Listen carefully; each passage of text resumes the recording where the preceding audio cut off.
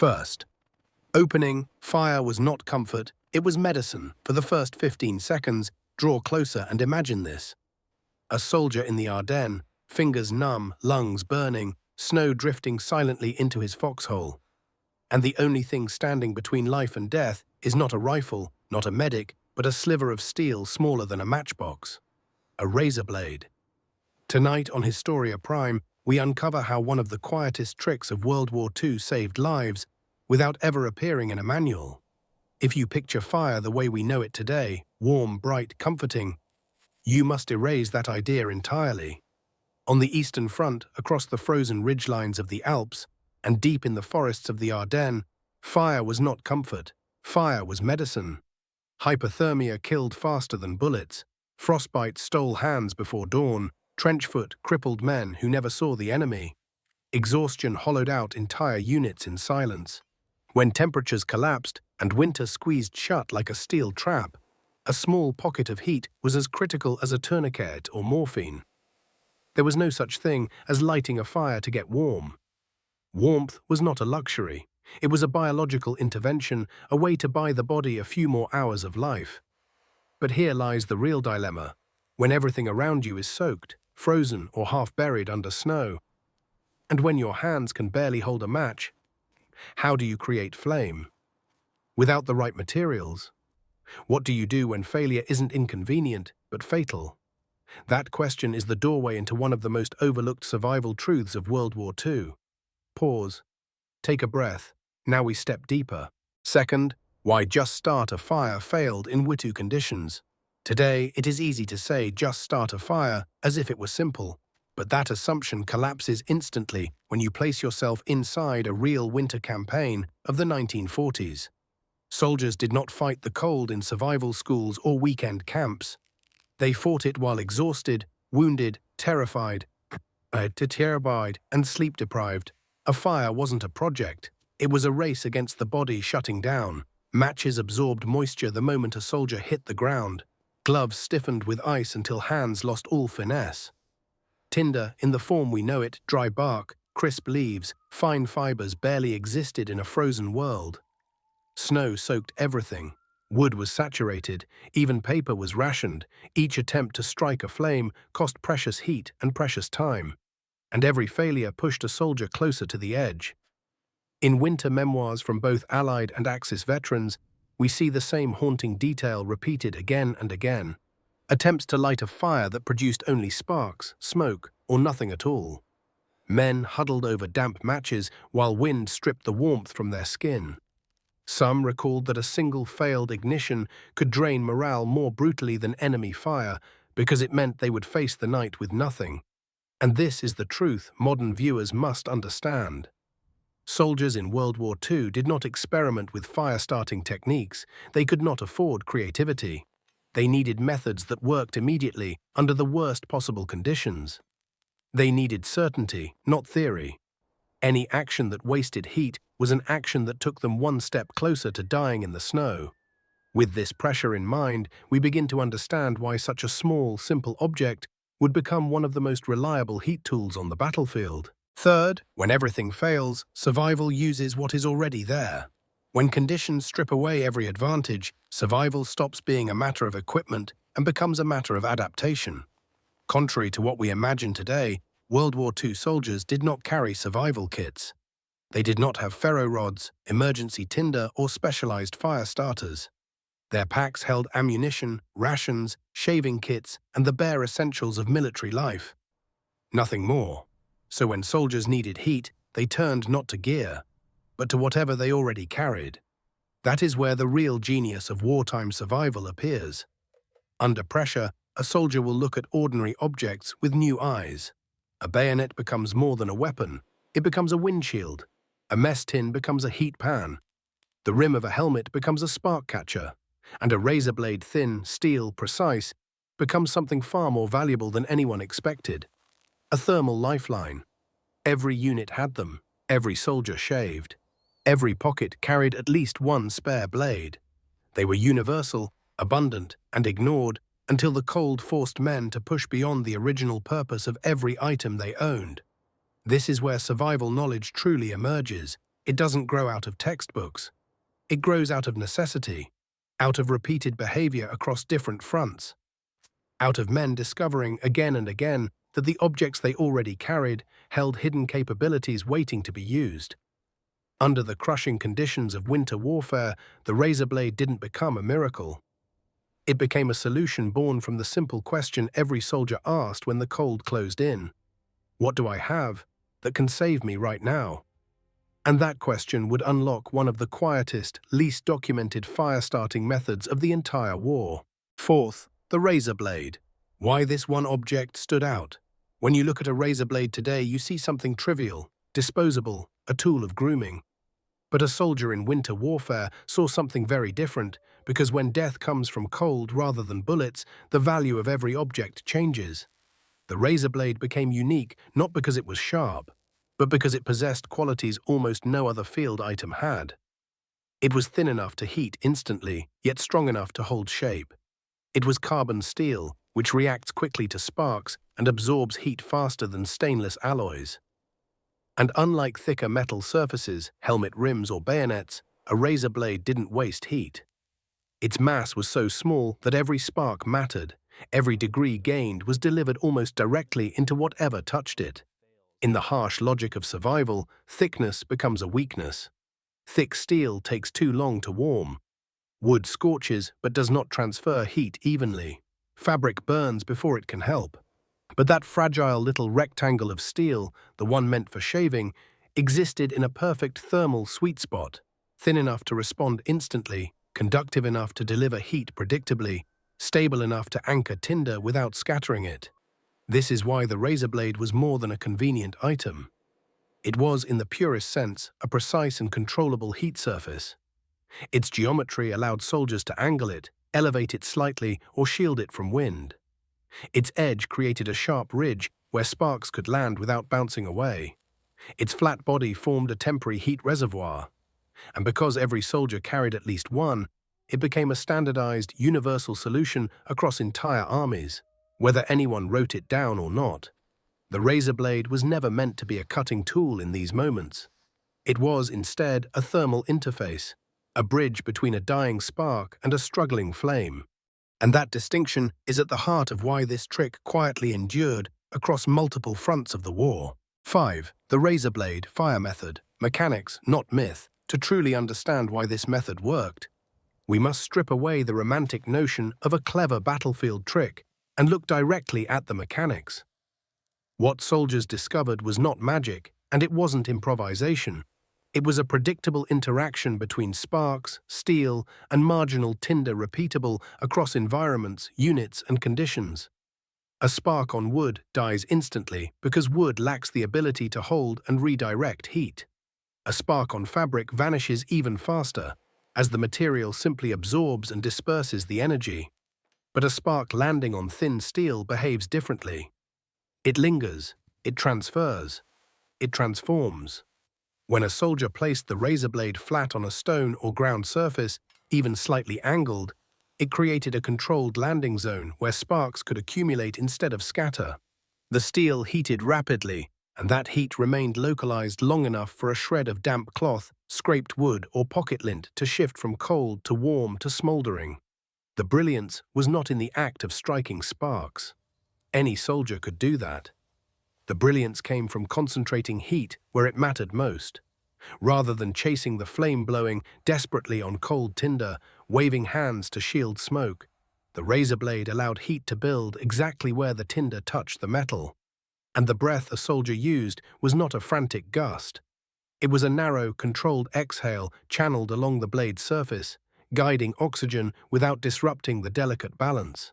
This was efficiency under stress. A method designed not to create a big flame, but to produce the smallest possible ignition with the highest chance of survival. It was mechanical, reliable, and profoundly logical. Under freezing rain, under falling snow, under wind that stole warmth with every second, soldiers weren't guessing. They were applying battlefield physics, and that is why the razor blade method continues to fascinate modern survivalists. It replaces luck with principles. It turns desperation into repeatable action. And above all, it reminds us that even the smallest tool becomes powerful when you understand exactly how it interacts with heat. Sixth, micro-fire philosophy. Why WWII fires were small, low, and brief. To appreciate the razor blade fully, you must understand the philosophy of fire during World War II. These were not campfires built for comfort. These were survival fires measured in minutes, not hours. The size of the flame could mean the difference between staying alive and being spotted. A tall flame exposed a soldier to snipers, patrols, and artillery. Heat was precious, but visibility was deadly. So the fires of World War II were intentionally tiny, often no taller than a fist, hidden behind stones, trench walls, mess tins, or helmets. The duration mattered as much as the size. A few minutes of heat could restore finger mobility, dry a sleeve, or warm the core just enough to prevent collapse. Any longer could invite danger. Soldiers learned to treat fire as a surgical intervention, not a comfort ritual. They used just enough flame to push back the cold, then extinguished it before it became a liability. This philosophy paralleled other survival strategies of the era. The shelter tube, essentially a human-sized cocoon, kept warmth by minimizing air volume rather than generating heat. The survival candle used slow-burning wax to produce micro-heat instead of large flames. Across all these methods, the theme was consistent. The goal was not to create warmth. The goal was to preserve life by managing heat with ruthless efficiency. And the razor blade fire trick fit perfectly into this worldview. It did not promise a roaring fire. It promised ignition controlled, discreet, and fast, enough to light a tiny flame, enough to warm numb hands, enough to tilt the odds of survival slightly back toward the soldier in the snow. That was the true objective, not luxury, but margin. Not comfort, but continuation. In the coldest corners of the war, survival belonged to the man who understood how little heat he actually needed, and how to create it before his body failed. Seventh, indirect historical evidence, why this trick appeared everywhere but was never named. When we look for this razor blade method in official military manuals, we find nothing. Not a line, not a diagram, not a footnote. And that absence is revealing, because the most effective survival knowledge, especially in wartime, rarely lives in printed doctrine. It lives in behavior, it lives in repetition, it lives in what soldiers do when officers aren't watching, when radios are silent, when survival depends on decisions made in the dark.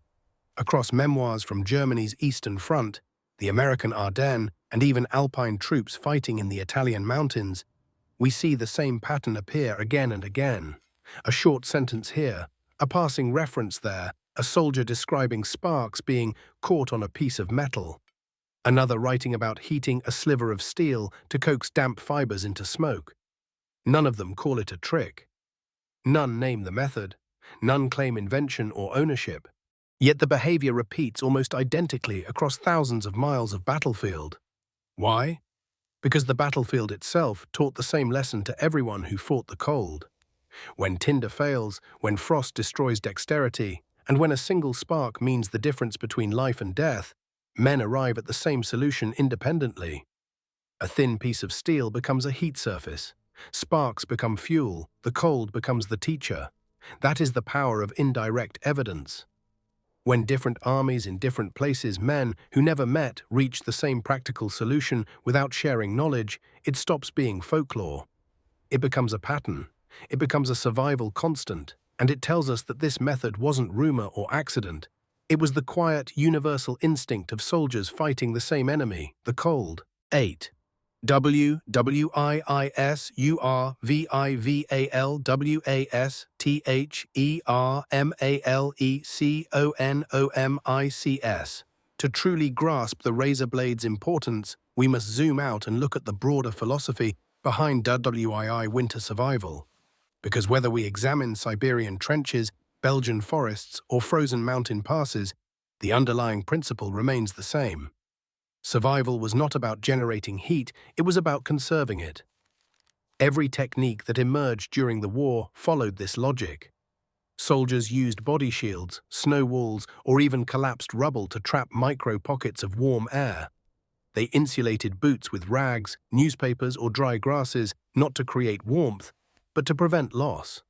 They built fires so small they barely glowed because a tiny flame protected more life than a tall, showy blaze that risked everything. The razor blade fits into this system perfectly. It does not generate much heat by itself. It does not promise a roaring ignition. Instead, it channels heat into the one place it matters most, the point of contact between spark and tinder. It prevents waste. It transforms scattered sparks into concentrated warmth. It takes a chaotic process and refines it into something efficient, controlled, and predictable. This is thermal economics, the battlefield science of spending as little energy as possible for the highest return. A soldier didn't need a big fire to survive. He needed a flame that lasted 2 seconds. He needed enough ignition to light one sliver of wood. He needed just enough warmth to push back the cold for a moment longer. And in that brutally narrow margin between collapse and continuation, the razor blade proved itself. Not as a trick, not as a novelty, but as a miniature thermal engine designed by necessity. It captured heat instead of losing it. It multiplied what little warmth existed. It turned survival from a gamble into a calculation. 9. Why modern America lost this way of thinking. Now we turn to a harder question, one that reaches far beyond history. Why did this mindset disappear?